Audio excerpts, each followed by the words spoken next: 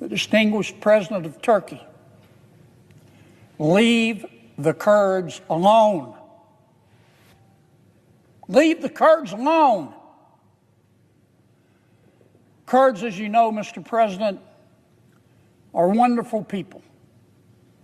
There are probably 30 to 40 million Kurds throughout the world. Some we're blessed to have here in the United States. They live mostly in Turkey, Iran, northern Iraq, and Syria.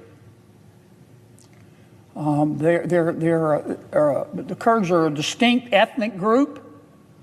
They're sort of a stateless country because they're spread all over the world. The Kurds are America's friends. Hadn't been that many years ago since ISIS was rising high. ISIS had established a caliphate in the Middle East. That's a fancy word for a country. They had established their own country in the Middle East. And America and other countries beat them back. We destroyed ISIS. They're still there, but we destroyed their caliphate. The people most responsible for helping us, most responsible for destroying ISIS, were the Kurds. We lost less than 20 American lives in destroying ISIS in the Middle East.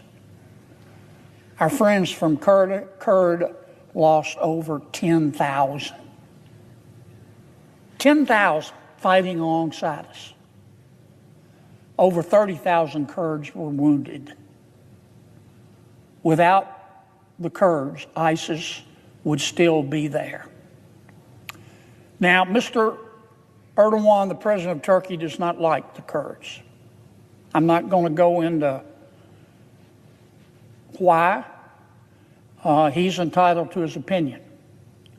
But right now, Mr. Erdogan has troops and tanks and weapons marshaled on the border between Turkey and Syria. As we know, the people of Syria finally had enough. The defeat of Mr. Assad in Syria would not have happened but for Israel. Mr. Erdogan in Turkey, I worry, is going to invade Syria. I'm not accusing him of anything, but I worry that he is, because we have intelligence that he has many soldiers and many tanks and much equipment and many weapons right now stationed on the border between Turkey and Syria.